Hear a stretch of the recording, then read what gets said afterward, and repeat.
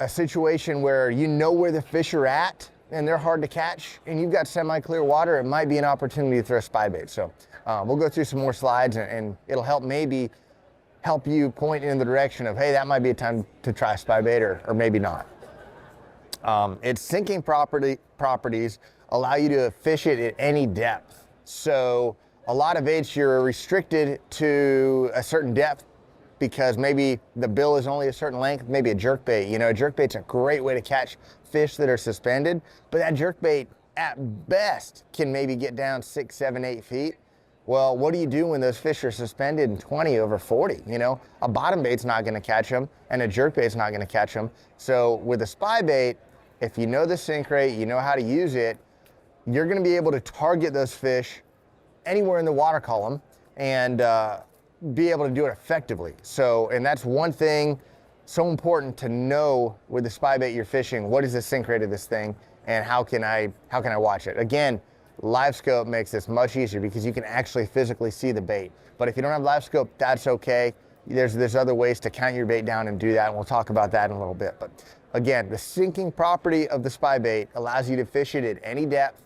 Other baits, you can't do that, so another advantage to the spybait in certain situations.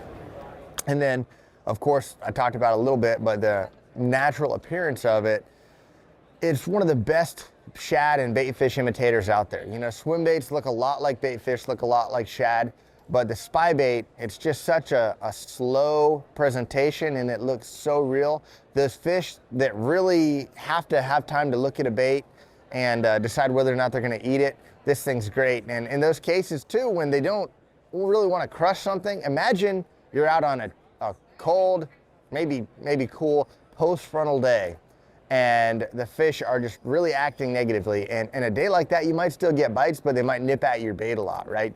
If you're throwing a spinner bait, you might get a couple to react, but they're just gonna nip at it. You miss them.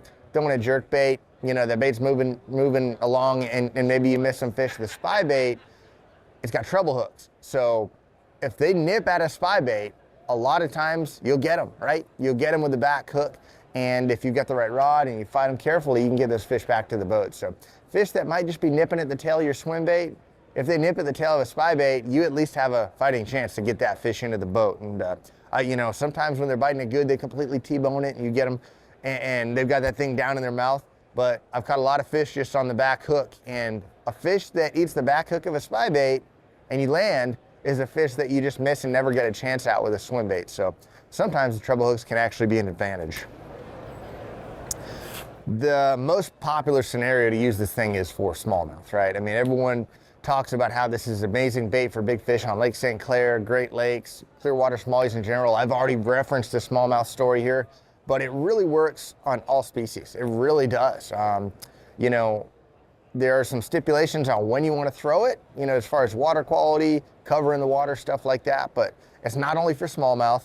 I've caught a lot of big largemouth. I've caught a lot of big spots on it. And you've got to, you know, if you like throwing a spy bait, there's opportunities to throw it no matter where in the country you live and no matter what you do. I've caught spy bait fish in Florida for largemouth. You just have to know the opportunity to throw it and you can catch fish on it. All, like I said, not just bass, everything eats it. You know, trout eat it, everything eats it, and that's when you know you got a really natural bait. So